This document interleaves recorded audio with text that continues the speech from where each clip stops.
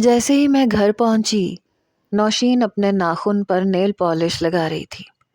مجھے کہنے لگی کیسی لگ رہی ہے، اپنی انگلیاں گھماتے ہوئے مجھے دکھا کے پوچھنے لگی۔ میں نے کہا تم نے جو فضول حرکت کی ہے نا، تم جانتی ہو اس کا نتیجہ کیا نکل سکتا ہے؟ میں نے اپنا پرس ایک طرف رکھا، جوتے اتارے اور بیڈ پہ بیٹھ گئی۔ کہنے لگی کیا کیا ہے میں نے؟ ارے نیل پالش لگانا کون سی فضول حرکت ہے؟ اب تم کیا ان سب چیزوں سے مبرا ہو تو میں کیا کروں؟ مجھے تو اچھا لگتا ہے سجنا سنورنا۔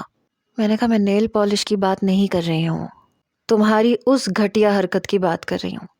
جانتی ہو آج میٹنگ میں عیسیٰ بھی آیا تھا اور مجھے نوشین سمجھ رہا تھا، کہہ رہا تھا کہ یہ کمپنی تو سمرا ایاز کی ہے، پھر آپ یہاں کیا کرنے آئی ہیں؟ آپ میٹنگ کیوں اٹینڈ کر رہی ہیں؟ یہ سن کے اس کا تو حیرت سے منہ کھلا، کہنے لگی نہیں کر یار، سچی میں؟ میں نے کہا ہاں سچی میں۔ میں نے گہری سانس لی۔ نوشین کہنے لگی پھر تم نے کیا کہا؟ یہ تو نہیں کہہ دیا کہ تم ہی سمرا ہو؟ میں نے کہا نہیں لیکن بتا دوں گی میں۔ کہنے لگی پاگل تو نہیں ہو گئی ہو؟ خبردار جو تم نے اسے یہ بتایا کہ تم سمرا ہو یا تم نوشین نہیں ہو۔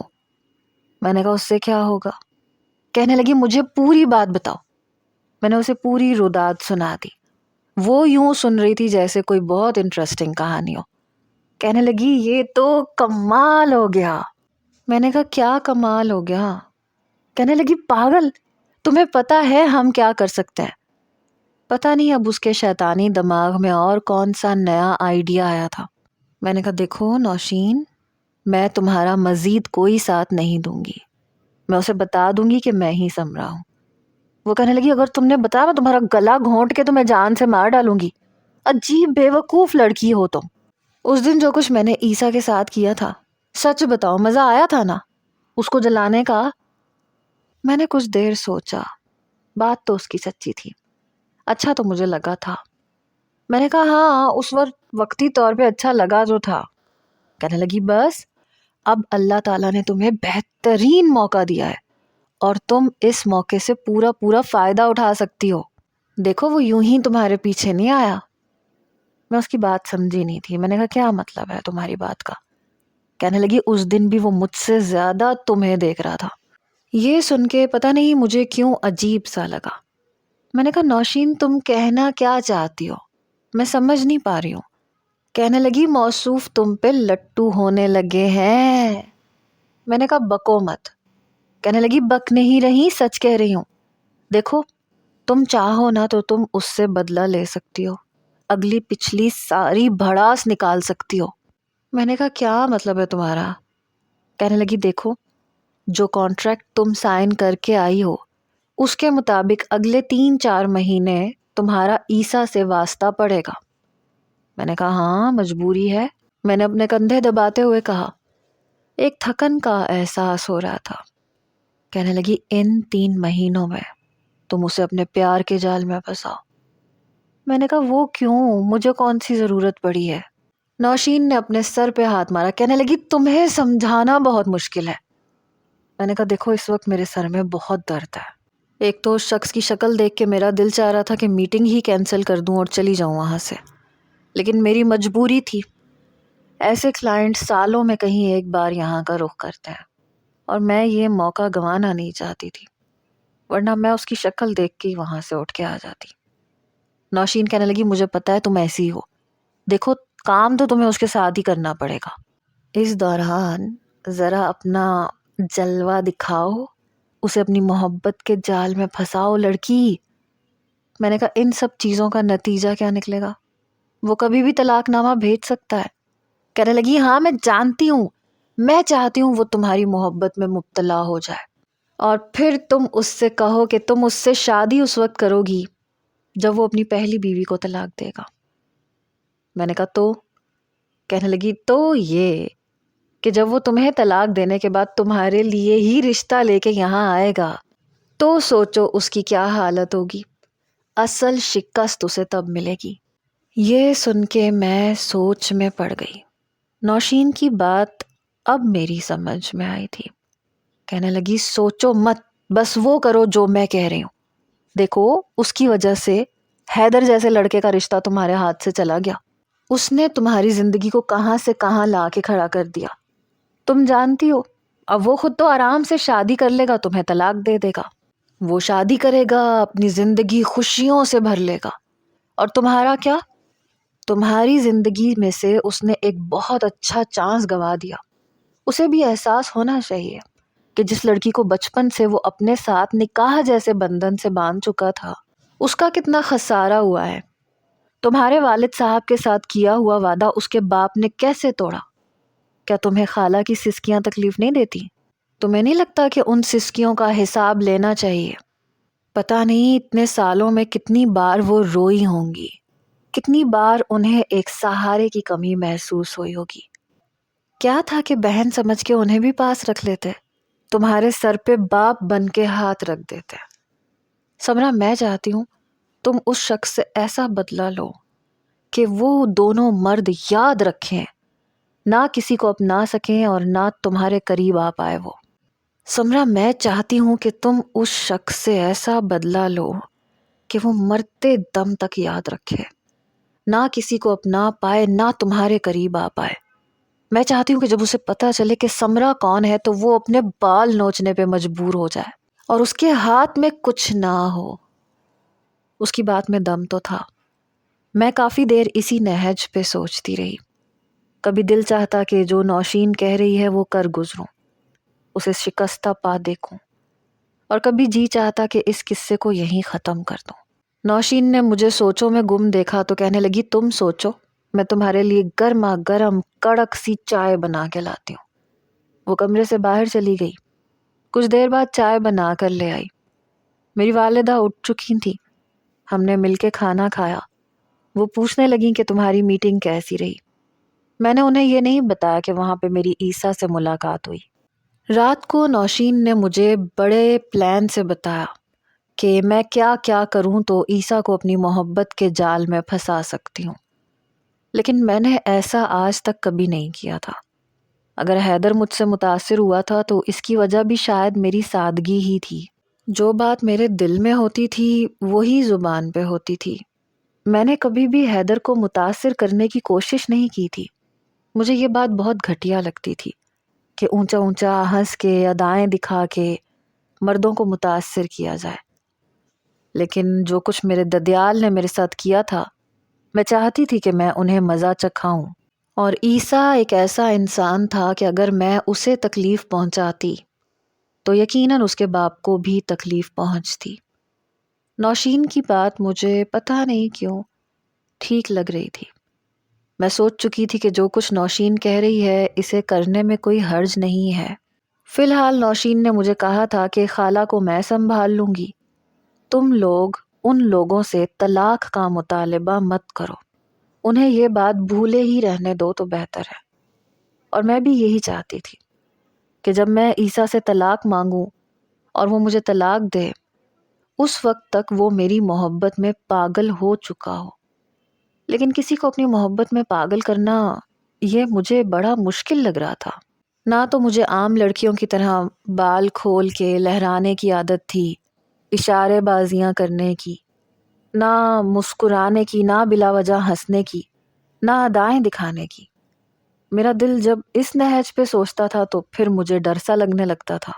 ایسا لگتا تھا کہ میں یہ سب کچھ غلط کرنے جا رہی ہوں. پتہ نہیں کب میری آنکھ لگ گئی.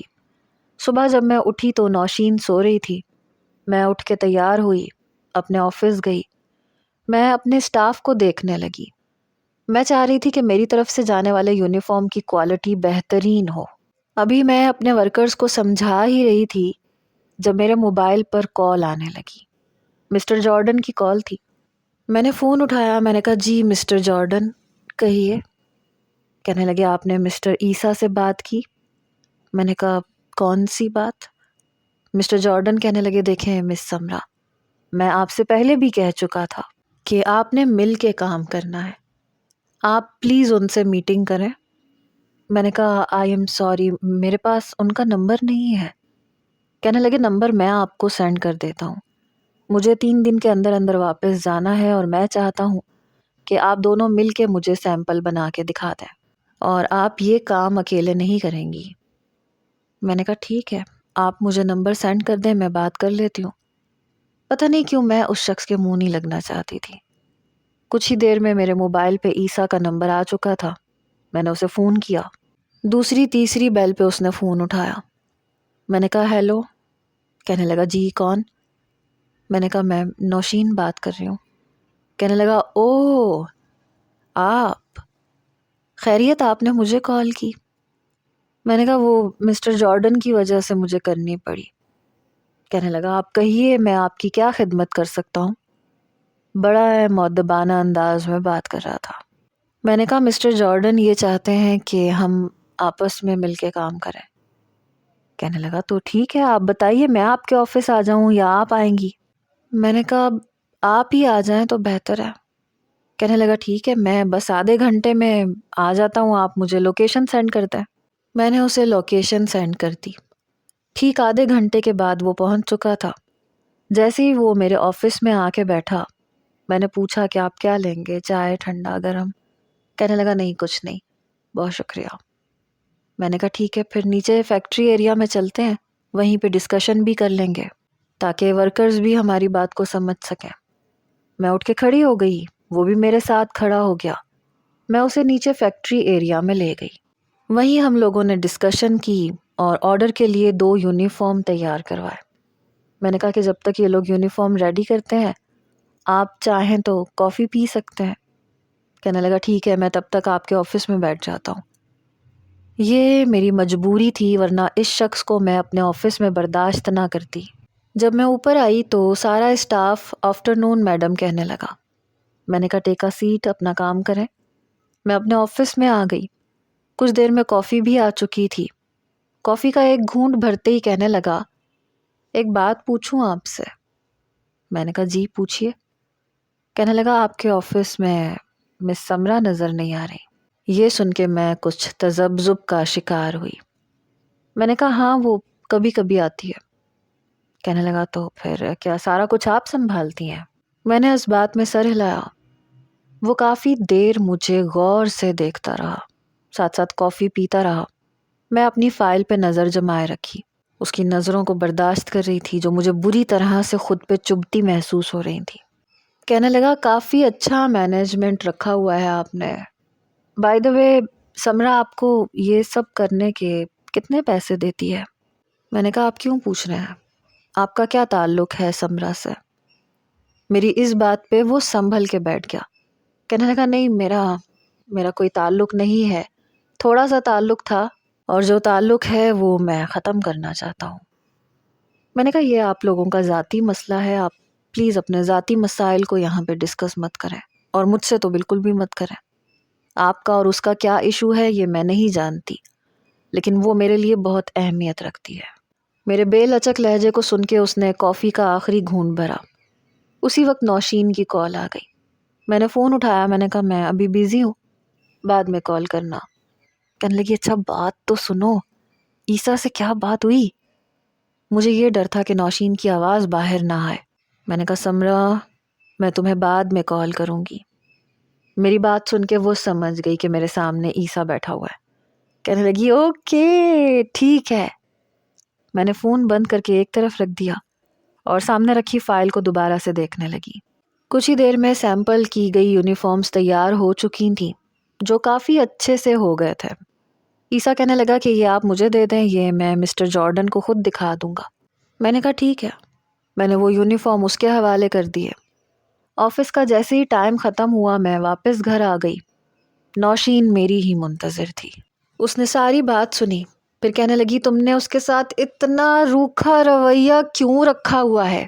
اس کے ساتھ اچھے سے بات کرو، بار بار سمرا سمرا کیوں کرتا ہے؟ مجھے تو کچھ گڑبڑ لگتی ہے۔ میں نے کہا تم تو چپ ہی کر جاؤ، میں اس سے فری ہو جاؤں تاکہ اسے شک ہو جائے۔ مجھے تو وہ کافی چالاک قسم کا شخص لگتا ہے۔ کہنے لگی کوئی بات نہیں، ہم کون سا کم ہے۔ بہرحال کام شروع ہو چکا تھا۔ بہت کم ہی میری عیسیٰ سے ملاقات ہوتی تھی۔ جیسے ہی ہم نے مسٹر جارڈن کا آرڈر کمپلیٹ کیا، اس نے ایک بہت بڑی پارٹی رکھی اور مجھے خاص طور پہ کہنے لگے کہ آپ ضرور آئیں گی۔ وہ پارٹی شہر سے کچھ دور فارم ہاؤس میں رکھی گئی تھی۔ میں نے جب اپنی والدہ سے پوچھا تو وہ کہنے لگی کب جانا ہے تم نے؟ میں نے کہا میں دوپہر کو نکل جاؤں گی، شام تک وہاں پہنچ جاؤں گی، مجھے یہ لگتا ہے کہ گھر واپس آتے آتے مجھے صبح ہو جائے گی، کیونکہ 2 گھنٹے تک کا تو راستہ ہی ہے۔ میری والدہ کہنے لگی ہمیں ایسی کسی پارٹی میں نہیں جانا۔ میں نے کہا امی سمجھنے کی کوشش کریں، میرا جانا بہت ضروری ہے، ہو سکتا ہے کہ اگلا آرڈر بھی مجھے مل جائے۔ میری والدہ کہنے لگی دیکھو بیٹا، یہ سب ایک لڑکی کے لیے مناسب نہیں ہے، لیکن میری بھی مجبوری تھی۔ نوشین کہنے لگی خالہ جان آپ بھی کیسی باتیں کر رہی ہیں، ارے کچھ نہیں ہوتا، جانے دیں اسے۔ بڑی مشکل سے میری والدہ نے مجھے اجازت دی۔ جب میں کمرے میں آئی، الماری کھول کے دیکھنے لگی تو سمجھ میں نہیں آ رہا تھا کہ کیا پہنوں۔ مجھے یوں پریشان حال دیکھ کے نوشین کہنے لگی کیا دیکھ رہی ہو؟ میں نے کہا یار کچھ سمجھ میں نہیں آ رہا، کیا پہنوں؟ کہنے لگی تم نے کبھی کچھ اچھا بنایا ہو تو تمہیں سمجھ میں آئے نا، یہ تم کیا سادے سادے سے کپڑے پہنتی ہو۔ پھر اس نے دوسری الماری کھولی جہاں اس کے کپڑے ہینگ تھے، پھر کہنے لگی ایسے کرو یہ بلیک کلر کی ساڑی پہن جاؤ۔ میں نے کہا پلیز نوشین میں ایسا کچھ نہیں پہنوں گی۔ اس نے اپنا ایک بہت پیارا سا جوڑا نکال کے مجھے دیا، کہنے لگی اسے پہن جاؤ۔ وہ کافی چست سا لباس تھا اور میں ڈھیلے ڈھالے کپڑے پہننے کی عادی تھی۔ بہرحال میں نے کپڑے پہنے، مجھے تیار بھی نوشین نے کیا، میرے بالوں کو بھی کھلا چھوڑ دیا۔ کہنے لگی بہت پیاری لگ رہی ہو، آج تو اس عیسیٰ کا دل تم پہ لازمی آ جائے گا۔ میں نے کہا پتہ نہیں کیوں نوشین میرا دل بہت پریشان سا ہے، مجھے یہ سب کچھ ٹھیک نہیں لگ رہا۔ کہنے لگی سب کچھ ٹھیک ہے، چلو شاباش جاؤ، اور دیکھو آج اس کے ساتھ اچھے سے بات کرنا۔ میں نوشین کی بات سن کے سوچ میں پڑ گئی، یہ سب کچھ میرے مزاج کے خلاف تھا، پتہ نہیں میں کیوں اس کی بات مان رہی تھی۔ گاڑی میں خود ڈرائیو کر کے گئی تھی، مقررہ وقت پر میں وہاں پہنچ گئی۔ بہت سے لوگ آئے تھے اور کافی جارڈن کے ایسے دوست تھے جو بیرون ملک سے بھی آئے تھے، ان کے ساتھ کافی خواتین بھی تھیں، اور ایسی پارٹیوں میں شراب شباب سب کچھ ہی ہوتا ہے۔ پتہ نہیں کیوں مجھے آ کے پچھتاوا سا ہو رہا تھا۔ جارڈن نے مجھے کئی لوگوں سے ملوایا جن کے لیے اس نے یونیفارم بنوائے تھے، کافی خواتین تھیں جو میری تعریف کر رہی تھیں، لیکن میں اندر سے خوش نہیں تھی، ایک عجیب سی بے چینی سی تھی جو مجھے لاحق تھی۔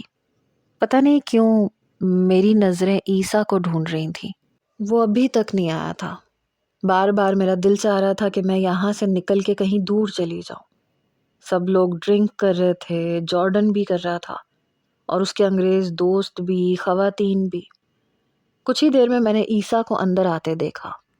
پتہ نہیں کیوں اسے دیکھ کے میرا دل کچھ مطمئن سا ہوا، ایسے لگ رہا تھا کہ اب میں وہاں اکیلی نہیں ہوں، کوئی میرا ہے۔ پتہ نہیں یہ احساس کیوں میرے اندر جاگا، حالانکہ میں جانتی تھی کہ میرا اس کے ساتھ کوئی تعلق نہیں ہے، نہ مستقبل میں وہ میرا ہو سکتا ہے اور نہ میں اس کی ہوں۔ وہ بھی پورے ہال میں نظریں دوڑا کے پتہ نہیں کسے دیکھنا چاہ رہا تھا۔ جب اس کی نظر مجھ پہ پڑی تو میں نظریں بدل گئی۔ وہ مسکراتا ہوا وہاں سب سے پہلے میرے پاس آیا، کہنے لگا کیسی ہیں آپ مس نوشین؟ میں نے کہا میں بالکل ٹھیک ہوں، آپ سنائیے۔ کہنے لگا میں بھی ٹھیک ہوں۔ پھر جارڈن سے ملنے لگا، اس کے دوستوں سے ملنے لگا۔ کچھ ہی دیر میں کھانا بھی لگ چکا تھا۔ میں سوچ رہی تھی کہ کھانا کھانے کے فوراً بعد جارڈن سے اجازت طلب کر کے چلی جاؤں گی، لیکن کھانا کھاتے کھاتے رات کے 2 بج چکے تھے۔ اس کے بعد انہوں نے پورے ہال میں اندھیرا کر دیا، رنگ برنگی لائٹیں جلنے لگی، میوزک چلنے لگا، سبھی کپلز ڈانس کرنے لگے۔ یہ دیکھ کے میں گھبرا گئی۔ جارڈن بھی ایک انگریز لڑکی کے ساتھ کپل ڈانس کر رہا تھا۔ بہت سے لڑکے ٹیبلز پہ بیٹھی لڑکیوں سے ڈانس کی آفرز کر رہے تھے، اور وہ لڑکیاں انکار نہیں کر رہی تھیں۔ پتہ نہیں مجھے بہت ڈر لگ رہا تھا۔ عیسیٰ بھی ایک ٹیبل پہ بیٹھا ہوا تھا، اس نے شراب کو ہاتھ نہیں لگایا تھا، شاید وہ بھی مجبوراً یہ سب کچھ دیکھ رہا تھا، یا شاید اس کی کوئی اور دلچسپی تھی، میں نہیں جانتی، لیکن مجھے اپنا دم گھٹتا ہوا محسوس ہو رہا تھا۔ تبھی ایک نوجوان میرے سامنے آ کے کھڑا ہو گیا، مجھے ڈانس کی آفر کرنے لگا۔ میں نے نفی میں سر ہلایا تو وہ برا منانے لگا، کہنے لگا کہ یہ میری انسلٹ ہے کہ میں آپ کو ڈانس کی آفر کروں اور آپ اسے ریجیکٹ کر دیں۔ آپ کو میرے ساتھ ڈانس کرنا پڑے گا۔ پتہ نہیں کیوں لیکن میں بہت گھبرا گئی۔ میں نے فوراً سے کہا نہیں، میرا پارٹنر یہاں پہ موجود ہے، میں اسے جوائن کرنا چاہتی ہوں۔ یہ سن کے وہ ایک قدم پیچھے ہٹ کے مجھے دیکھنے لگا۔ شاید وہ یہ دیکھنا چاہتا تھا کہ میں کس پارٹنر کے ساتھ جاتی ہوں۔ مجھے کھڑا ہونا پڑا۔ 2-3 ٹیبل چھوڑ کے عیسیٰ بیٹھا ہوا تھا، سامنے کپل ڈانس کو دیکھ رہا تھا۔ میں مرے مرے قدم اٹھاتی ہوئی اس کے پاس پہنچی۔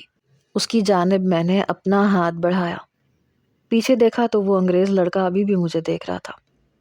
میں نے کہا عیسیٰ، کیا آپ میرے ساتھ ڈانس کریں گے؟ یہ سن کے اس نے مجھے حیرت سے دیکھا، کہنے لگا واٹ؟ میں نے کہا میری مجبوری ہے، میں کسی انگریز کے ساتھ ڈانس نہیں کر سکتی۔ یہ سن کے اس نے پیچھے دیکھا۔ وہ نوجوان چند قدموں کے فاصلوں پہ ہی کھڑا تھا۔ وہ فوراً سے کھڑا ہو گیا، میرا ہاتھ بھی پکڑ لیا۔ کم از کم مجھے یہ اطمینان تھا کہ فی الحال وہ میرے لیے غیر نہیں تھا، وہ میرا نامحرم نہیں تھا۔ وہ مجھے ڈانس فلور پہ لے آیا، پھر میرے دونوں ہاتھ اپنے ہاتھوں پہ رکھ دیے۔ میں نے کہا پلیز بیچ میں فاصلہ برقرار رکھیے گا، کیونکہ وہاں جو ڈانس ہو رہا تھا میرے حساب سے وہ غیر اخلاقی ہی تھا۔ تو کہنے لگا اوکے۔ اس نے اپنے ہاتھ میری کمر کی طرف بڑھائے، لیکن میری کمر کو چھوا نہیں تھا۔ ہمارے بیچ فاصلہ کافی کم تھا۔ وہ میری آنکھوں میں دیکھ رہا تھا اور پتہ نہیں کیوں میری جان نکل رہی تھی۔ میں نظریں جھکا گئی۔ کہنے لگا آپ نے میرا ہی انتخاب کیوں کیا؟ یہاں پہ اور بھی مسلم اور اپنے ہی شہر کے نوجوان موجود ہیں، اور ان میں سے کئیوں کو آپ جانتی بھی ہیں۔ میں نے کہا اگر میں نے آپ سے مدد مانگ لی ہے تو اس کا مطلب یہ نہیں ہے کہ آپ مجھ سے وجہ پوچھتے رہیں۔ کہنے لگا نہیں، بس ایسے ہی جاننا چاہ رہا تھا کہ میں کیوں۔ میں نے کہا کہ میں نے کسی کے بارے میں بھی نہیں سوچا تھا، بس اچانک سے وہ نوجوان میرے سامنے آ کے کھڑا ہو گیا، ڈانس کی پیشکش کرنے لگا اور کہنے لگا کہ میں انکار نہیں کر سکتی، ورنہ مجھے کوئی شوق نہیں تھا کہ میں آپ کو یہ سب کہوں۔ وہ مسکرانے لگا، کہنے لگا میں جانتا ہوں۔ میں نے کہا شاید مجھے لگا تھا کہ آپ شریف انسان ہیں، پتہ نہیں۔ میں کرنے کے بعد سوچ رہی تھی کہ مجھے کیا ضرورت پڑی تھی اس شخص کے پاس آنے کی۔ میری بات پہ وہ ہنسنے لگا، کہنے لگا آپ کے میرے بارے میں بہت اچھے خیالات ہیں، یہ سن کے اچھا لگا، ورنہ مجھے تو لگا تھا کہ میرے علاوہ آپ کسی سے بھی مدد مانگ سکتی ہیں، کیونکہ میں آپ کی نظر میں برا انسان ہوں گا، کیونکہ میں نے آپ کی دوست کے ساتھ اچھا نہیں کیا، یا جو میں کرنا چاہتا ہوں وہ آپ کی دوست کے لیے اچھا نہیں ہے۔ اب یہ مت کہیے گا کہ یہ میرا اور اس کا ذاتی معاملہ ہے اور آپ کو اس بات سے کوئی فرق نہیں پڑتا۔ پتہ نہیں مجھے اس کی باتیں پریشان کرنے لگی تھی۔ میں نے کہا جی ہاں، آپ ٹھیک کہہ رہے ہیں، مجھے آپ اچھے نہیں لگتے، لیکن اس وقت پتہ نہیں کیوں میں اپنی بات مکمل بھی نہیں کر پائی۔ وہ کہنے لگا آنیسٹلی میں سمرا کو پسند نہیں کرتا، اور یہ رشتہ جب کیا گیا تھا تب میں بہت چھوٹا تھا، مجھے نہیں لگتا کہ ایسے رشتے دیر تک چل سکتے ہیں۔ مجھے سمرا سے کوئی دشمنی نہیں ہے، مجھے کوئی پرخاش بھی نہیں ہے، لیکن مجھے نہیں لگتا کہ میں اس کے ساتھ ساری زندگی گزار سکتا ہوں، اور نہ میری فیملی اسے پسند کرتی ہے۔ میں نے کہا تو پھر آپ ابھی تک انتظار کیوں کر رہے ہیں؟ آپ نے اسے ڈیورس کیوں نہیں دی؟ وہ کہنے لگا ایکچولی آپ کو نہیں پتا، بہت بڑے راز چھپے ہیں، آپ کو اپنی دوست جتنی شریف نظر آتی ہے نا اتنی ہے نہیں۔ اس دن جو بات وہ مجھ سے کر کے گئی تھی اس کا مفہوم میں اچھی طرح جانتا ہوں، میں نے دنیا دیکھی ہے، وہ بہت تیز اور چالاک لڑکی ہے، وہ آپ کی طرح معصوم نہیں ہے۔ مجھے تو یہ بھی سمجھ میں نہیں آتا کہ آپ کیوں اس کے آفس کو سنبھال رہی ہیں، آپ کیوں اتنی ایفرٹ کر رہی ہیں، آپ کو کیا ملتا ہے؟ مجھے سمجھ میں نہیں آتا، کون سا راز چھپا ہوا ہے؟ میں نے کہا بس آپ میری مجبوری سمجھ لیں آپ اس کو۔ میں نے یہ کہہ کے اس کے کندھوں سے ہاتھ نیچے کر دیا۔ کہنے لگا ہاتھ وہیں رکھیں جہاں رکھے ہوئے تھے پلیز، میں آپ سے ابھی اور باتیں کرنا چاہتا ہوں۔ میں نے کہا کیوں کرنا چاہتے ہیں؟ کہنے لگا سچ بتا دوں۔ میں نے کہا جی کہیے۔ میں نے اپنے ہاتھ اس کے کندھے پہ دوبارہ سے رکھ دیے۔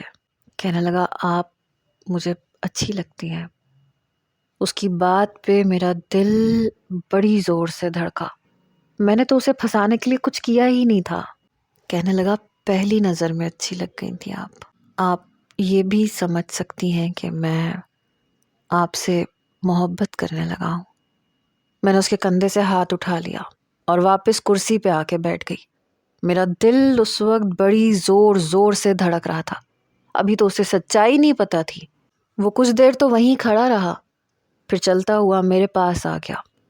جس ٹیبل پہ میں بیٹھی تھی وہ میری برابر والی کرسی پہ آ کے بیٹھ گیا۔ کہنے لگا کیا ہوا؟ میں نے کہا آپ کو کیا لگتا ہے جو کچھ آپ نے سمرا کے ساتھ کیا ہے یا جو آپ کرنا چاہتے ہیں، میں آپ کو اس محبت کا جواب محبت سے دوں گی۔ وہ کہنے لگا اس میں آپ کا تو کوئی تعلق نہیں ہے، آپ صرف اس کی دوست ہیں، آپ کو اپنی زندگی جینے کا پورا حق حاصل ہے۔ میں نے کہا مجھ پہ اس کے بہت احسان ہے، میں اسی کے گھر پہ رہتی ہوں اور وہ مجھ پہ اتنا بھروسہ کرتی ہے کہ اس نے مجھے پورا آفس دے رکھا ہے۔ وہ مسکرانے لگا، کہنے لگا وہ بہت چالاک لڑکی ہے، اس نے بھروسہ نہیں کیا ہے، وہ آپ کو کیش کر رہی ہے، محنت آپ کر رہی ہو، پھل وہ کھا رہی ہے۔ میں نے تو اتنے مہینوں میں ایک بار بھی اسے آفس میں آتے ہوئے نہیں دیکھا۔ میں نے کہا آپ بے شک یہی سمجھ لیں، بس اس کے ساتھ رہنا میری مجبوری ہے، میں اسے چھوڑ نہیں سکتی۔ کہنے لگا اچھا پہلے آپ یہ بتائیں کہ آپ میرے بارے میں کیا سوچتی ہیں؟ یہ سوال میرے لیے خاصا مشکل تھا کیونکہ مجھے جھوٹا اظہار محبت کرنا تھا اور وہ مجھ سے ہو نہیں پا رہا تھا۔ میں نے کہا آپ ایک اچھے انسان ہیں اور میں آپ کو اچھا انسان ہی سمجھتی ہوں۔ کہنے لگا کتنا اچھا انسان؟ اتنا اچھا کہ اس پورے ہال میں آپ کو صرف مجھ پہ بھروسہ تھا کہ میں آپ کو نقصان نہیں پہنچاؤں گا۔ آپ اسے اچھا انسان سمجھتی ہیں اور میں اسے محبت کا جذبہ سمجھتا ہوں۔ آپ شاید اعتراف کرنے سے ڈرتی ہیں لیکن محبت آپ کو بھی مجھ سے ہو چکی ہے۔ اب میں اسے کیسے بتاتی کہ مجھے اس سے صرف نفرت ہے؟ میں نظر چرانے لگی اور وہ مسکرانے لگا۔ کہنے لگا میں بچہ نہیں ہوں، میں آپ کی کیفیت کو سمجھ سکتا ہوں۔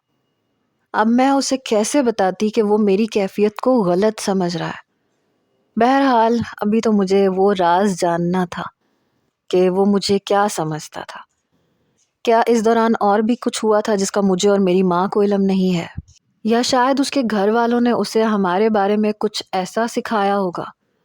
بہرحال پتہ نہیں کیوں مجھے اس بات کو یا اس راز کو جاننے کا تجسس تھا جو شاید بے ساختہ اس کے منہ سے نکل آیا تھا۔ حالانکہ آفس میں بولے جانے والے جملے اتنے بھی خاص نہیں تھے جس پر وہ اس طرح کی بات کہتا۔ نوشین کو تو صرف بدلہ لینا تھا اور وہ جو کچھ بھی کر رہی تھی وہ میری خاطر کر رہی تھی۔ میں عیسیٰ کی اسی بات پہ الجھی ہوئی تھی جب اس کا ہاتھ میرے ہاتھ پہ محسوس کر کے میں اچنبھے میں آئی۔ میں نے جلدی سے اپنا ہاتھ اس کی گرفت سے پیچھے کیا۔ میں نے کہا یہ کیا بدتمیزی ہے؟ کہنے لگا کیا سوچ رہی ہیں؟ میں نے کہا دیکھیے مجھے ہاتھ لگانے کی کوشش مت کیجیے گا، مجھے یہ حرکتیں بری لگتی ہیں۔ میرا لہجہ تھوڑا سخت تھا، وہ فوراً سے سنبھل گیا۔ کہنے لگا اوکے اوکے، میں نہیں لگاتا ہاتھ، آپ کو کافی دیر ہو چکی ہے۔ میں نے جارڈن سے واپسی کی اجازت مانگی اور وہاں سے نکل گئی۔ پورا راستہ میرا دماغ بس عیسیٰ کی باتوں پہ گھومتا رہا۔ میں جو چاہتی تھی وہی سب کچھ ہو رہا تھا لیکن میں مطمئن نہیں تھی۔ پتہ نہیں مجھے کیا بے چینی لاحق ہونے لگی۔ گھر جا کے میں نے ساری باتیں نوشین کو بتائیں۔ وہ بے تحاشا خوش تھی۔ کہنے لگی ہمارا پلان تو بڑی آسانی سے کامیاب ہو رہا ہے۔ میں نے کہا پتہ نہیں کیوں مجھے لگ رہا ہے میں ٹھیک نہیں کر رہی۔ کہنے لگی تم ٹھیک کر رہی ہو، زیادہ سوچو مت۔ بہرحال ہمارا کانٹریکٹ پورا ہو چکا تھا، جارڈن واپس جا چکا تھا، وہ اپنے کاموں میں لگ گیا تھا، میں اپنے کاموں میں۔ لیکن چند دن کے بعد مجھے اس کی کال آئی۔ مجھ سے پہلے میرا موبائل نوشین نے چیک کیا۔ عیسیٰ کا نمبر دیکھ کے کہنے لگی بات کرو، اسپیکر کھول کے بات کرو۔ میں نے اسپیکر کھول دیا۔ کہنے لگا نوشین کیسی ہو؟ میں نے کہا میں ٹھیک ہوں، خیریت آپ نے کال کی؟ وہ کہنے لگا اب ہم اتنے بھی اجنبی نہیں ہیں کہ خیریت نہ ہونے پہ ہی آپ کو کال کر کے بتاؤں کہ خیریت نہیں ہے۔ ویسے سچ مچ خیریت نہیں ہے، آپ کی بہت یاد آ رہی تھی۔ یہ سن کے نوشین بے ساختہ سی ہوئی۔ میں نے اس کے کندھے پہ زور سے تھپکی لگائی اور اسے گھورنے لگی۔ اس نے اپنے منہ پہ ہاتھ رکھا اور اپنی ہنسی روکنے لگی۔ کہنے لگا آپ ہنس کیوں رہی ہیں؟ حالانکہ میں تو ہنسی بھی نہیں تھی، نہ مجھے ایسی باتوں پہ ہنسی آتی تھی۔ میں نے غصے سے نوشین کو دیکھا. میں نے کہا آپ کی بات ہی کچھ ایسی تھی. دیکھیں مجھے یہ لیلا مجنو والے جملے بالکل بھی پسند نہیں ہے. کہنے لگا میں اپنے پیرنٹس کو لانا چاہتا ہوں. یہ سن کے مجھ سمیت نوشین بھی حیران ہوئی تھی. میں نے کہا آپ کے پیرنٹس یہاں پہ میرا رشتہ لانے کے لیے تیار ہو گئے وہ سمرا کے گھر پہ؟ وہ کہنے لگا جی ہاں میں راضی کر لوں گا. میں نے کہا وہ کبھی راضی نہیں ہوں گے. عیسیٰ کہنے لگا آپ مجھے جانتی نہیں ہے، میں جو چاہتا ہوں میں وہ کر لیتا ہوں، میرے ماں باپ مجھے انکار نہیں کر سکتے. میں نے کہا تو پھر اس کے لیے تو آپ کو سمرا کو طلاق دینی ہوگی. اور میں یہی چاہتی تھی کہ جلد از جلد یہ کھیل ختم ہو جائے. میں اس کھیل کو بڑھانا نہیں چاہتی تھی. وہ کہنے لگا وہ میں ضرور دے دیتا لیکن وہ میری مجبوری ہے. میں نے کہا کیا مجبوری ہے آپ کی؟ کہنے لگا آپ کو بتایا تھا نا وہ بہت زیادہ تیز لوگ ہیں. آپ کو پتہ ہے میرے چچا نے اس کے ساتھ میرا نکاح کیوں کیا تھا؟ میں نے کہا کیوں؟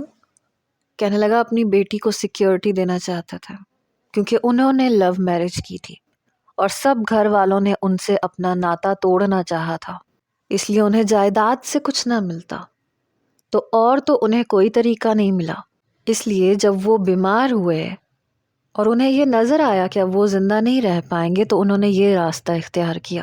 اپنی بیٹی کا نکاح مجھ سے کر کے 2.5 کروڑ کا حق مہر لکھوایا. یہ سن کے میں اور نوشین دونوں ایک دوسرے کو حیرت سے دیکھ رہی تھی. ہمیں تو اس بات کا علم تک نہیں تھا. کہنے لگا اس روز سمرا اپنا حق مہر معاف کرنے کا جان بوجھ کے کہہ کے گئی تھی. مجھے یہ یاد دلا کے گئی تھی کہ میں نے اس کو کتنے پیسے دینے ہیں اور میں بہت انا پرست مرد ہوں. وہ میری انا کو جھنجھوڑ کے گئی تھی، مجھ پہ احسان کرنا چاہتی تھی جیسے میں یہ 2.5 کروڑ کی رقم اسے دے نہیں سکتا. گو یہ رقم بہت زیادہ ہے لیکن میں دن رات محنت کر رہا ہوں. میں چاہتا ہوں کہ میں اپنے ذاتی پیسوں سے یہ پیسے سمرا کے منہ پہ ماروں اور پھر اسے 3 بار طلاق دوں. میں اسے یہ احساس دلا سکوں کہ میں کوئی گرا پڑا انسان نہیں ہوں جس پہ وہ حق مہر نہ لینے کا احسان کرے. میرے لیے وہ بھی اپنے دل میں نفرت ہی رکھتا تھا. محبت تو اسے نوشین سے تھی اور وہ مجھے نوشین سمجھتا تھا. کہنے لگا آپ بس چند مہینے انتظار کر لیں، میں کافی حد تک پیسے اپنے اکاؤنٹ میں رکھ چکا ہوں. جیسے ہی یہ رقم پوری ہوگی میں اس لڑکی کے منہ پہ ماروں گا اور پھر میں آپ کا رشتہ مانگوں گا اسی کی ماں سے، اور اگر انہوں نے انکار کیا تب بھی میں شادی آپ سے ہی کروں گا اور آپ کو میرا ساتھ دینا پڑے گا. نوشین دیکھیں میں آپ کو ہر آسائش دے سکتا ہوں، آپ کو سمرا کو اور اس کی ماں کو چھوڑنے پہ بالکل بھی افسوس نہیں ہوگا. آپ کو یہ نہیں لگے گا کہ آپ نے غلط فیصلہ کیا ہے. میں ہر قدم پہ آپ کا ساتھ دوں گا، یہ میرا آپ سے وعدہ ہے. میں نے کہا تب کی تب دیکھی جائے گی. کہنے لگا دیکھیں میں آپ کی محبت میں جتنا آگے تک آ چکا ہوں میرے لیے پیچھے پلٹنا مشکل لگ رہا ہے، بلکہ ناممکن لگ رہا ہے. اس لیے میں صرف یہ چاہتا ہوں کہ آپ میرا ساتھ دیں. میں نے نوشین کی طرف دیکھا، اس نے اسبات میں سر ہلا کے مجھے یہ کہنا چاہا کہ کہہ دو ٹھیک ہے. میں نے حامی بھر لی. اب یہ ہونے لگا کہ ہر دوسرے تیسرے دن وہ مجھ سے فون پہ بات کرتا اور مجبوراً مجھے بھی اس سے باتیں کرنی پڑتی. کبھی کبھی محبت بھری باتیں ہوتی اور وہ بھی نوشین کے مجبور کرنے پہ میں کرتی کیونکہ وہ میرے سر پہ بیٹھی ہوتی تھی. کہتی تھی کہ تم بھی اس سے محبت کا اظہار کرو تاکہ وہ پاگل ہو جائے.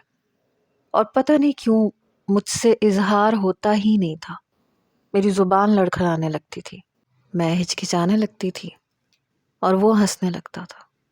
کہتا تھا آپ سے نہیں ہوگا، رہنے دیجیے آپ. کیونکہ میں بس آئی لو یو کے آئی پہ ہی اٹک جاتی تھی. کہنے لگا بہت شریف اور معصوم لڑکی ہو تم، اور تمہاری یہ 2 خوبیاں مجھے تمہارا دیوانہ بنا گئی ہیں. وقت یوں ہی گزرنے لگا. 2 مہینے بعد اس نے مجھ سے کہا کہ میرے اکاؤنٹ میں اب اتنے پیسے ہو گئے ہیں کہ میں اس لڑکی کو منہ توڑ جواب دے سکتا ہوں. میں نے کہا بس پھر دیر کس بات کی ہے، ڈیورس پیپرز بھجوا دیں اس کو. میری اس بات پہ جو جواب اس نے دیا میرے تو ہوش اڑ کے رہ گئے کیونکہ